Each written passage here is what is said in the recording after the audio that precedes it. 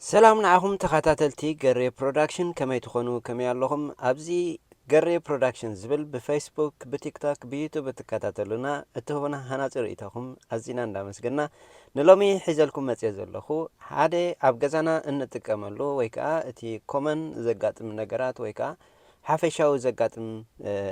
أب ناي موعي ماي زقاتم حيزلكم متيز اللخو حادي تتنكي مالت كخون زخل أب جزانا كل جزء نبلينا نتكمل له عينة مسارحتاتنا كسب زي تبلاشوا تميلنا سيرفيس كهونا كنجن قال لهم نتسنحمو أقط أميتات كوينو أبز تخون أبز تفلالي جزء زبلاشوا ويك تجمعتي مسناي سيرفيس مقبار مالتكا اتي نتكمل له زلنا utility specially ما كم heating air condition موعي ماي زلو مسالي كله أب جزانا نتكملو اتي ميجر زبحال أتليست توحدة أب شد الشوار هي ويكا أب عمت سيرفيس كن قبرو اللو خمزة لنا مالتي السودمان متايز تغمنا سيرفيس النهر جيرنا يو أتليست انتاي كم زلو ويكا انتاي تساقامات كم زلو نريس لزلنا كنميزة أقاري كنعرين ويكا كن اتي زلت انك خنفولتان نخيلينا مالتي ماي موعي يخنبل كلنا كلتا عينة ماي موعي له السودما بإلكتريك سرحن بغاز سرحن تانكلو تانكلس كالو تانكلس تبهال دايركت كافتي مسمر ماي تلاقيبو اتي ماي موعي بإلكتريك تسرح كوينو دايركت كافتي بايب متيو نافتن موعي حالفو افتناتنا سيرفيس ويك ابا قلقل زمزالو اتا هذا دما بغاز تسرح وي بإلكتريك تسرح كوينو خمس تريود لكم ني 4 غالون ني 5 غالون تبايلو ببناتو سايز ويكاناتو ديزاين ناتو قمت ناتو حطري زلو يسرح مالتي نلومي حيزلكم متي زلخو ازيات ريوا زلخم بغاز تسرح كوينا ناي ماي موعيتيا مالتي ليك سلا زغبره ماي فسس سلا زلو سيرفيس كنغبرو ويكا نتي طنقي خنفلطو قديمنا مرጫ سلا زخونه بين فسالو نخنفلطو اگداسنت አለዎ እዚን ቅድሚ ምግባርና ግን እቲ ጋዝ ላይን ከም ዝትሪዎ ዘለኹም እቲ ዳይል ናቱ ኣብ ሎው ጌርና እቲ ኣብ ናቱ ፓይለት ዝብል ወይ ከዓ እቲ መወልዒ ናቱ ዳይሬክሽን ድማ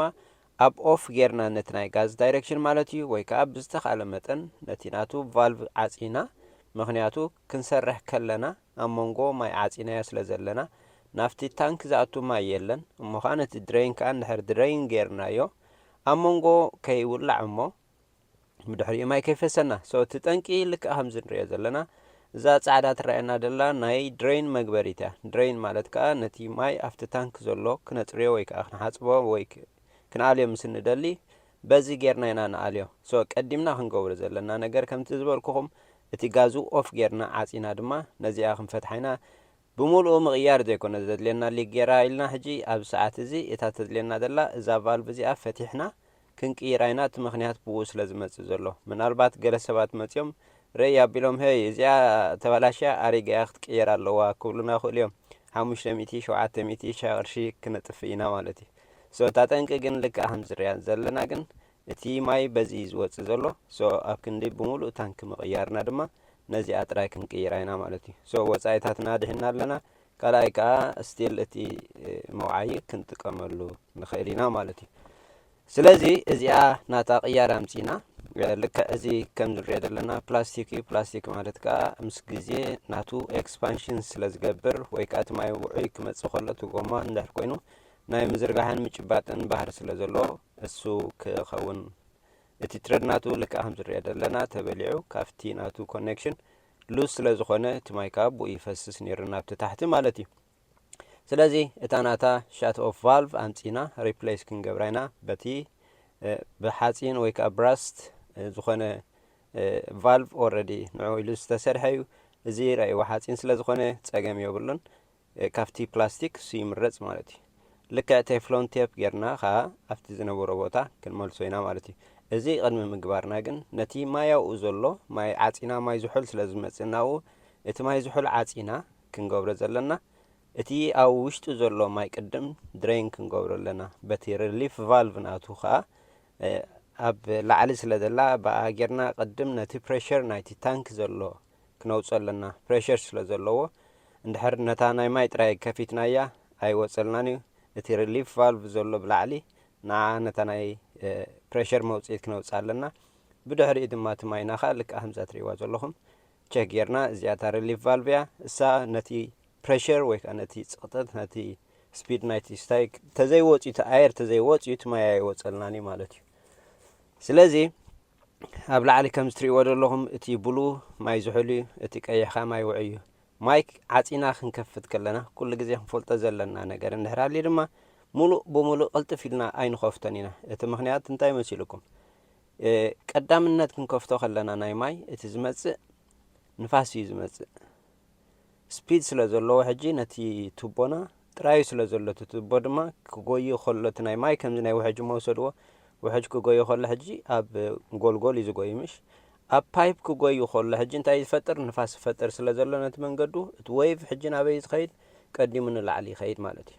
ሶ ቀሲልና ንዑ ምስ መላእናዮ ሽዑ እቲ ማይና ንኸፍት ማለት እዩ ማይና መሊኡ 100 ካብ 100 ምስ ኣረጋገፅና ድማ ክንወልዖ ከለና ልክዕ ከም ትሪእዎ ዘለኹም እዛ ፓይሎት ትብል ዘላ እታ ዳይሬክሽን ናትና ኣብኡ ምስ ገበርናያ እዛ ዳይል ድማ ኣብቲ ሎው ፓይሎት ትብል ዘላ ኣረው ኣብኣ ምልክት ምስ ገበርና ንዝተወሰነ ደቃይቅ ክሳብ 5 ሰከንድ ዝኸውን ጠዊቕና ብምሓዝ ብድሕሪኡ እቲ ብጎኒ ዘሎ እዛ ግሪን ትረአየና ዘላ ስፓርክ ወይ ከዓ ናይ መወልዒት ላይተር ዓይነት እያ ንዓ ምስ ጠወቕናያ ድማ እታ ኣብ ታሕቲ ዘላ ፍሌም በዚኣ መስትያት ትረአየና ብኣ ክንሪኣ ኢና ማለት እዩ ሶ ምስ ተወልዐት እታ ንበይና ቀንዴል ከምዚ ቀንዴል ዘላ እታ ፓይሎት ትበሃል እሳ እንድሕር ተወሊዓ እቲ ዳይል ናትና ኣብቲ ንደልዮ በቲ ታሕተዋይ ክንጅምር ኣለና ምክንያቱ ፉል ጋዝ እንድሕር ሂብናዮ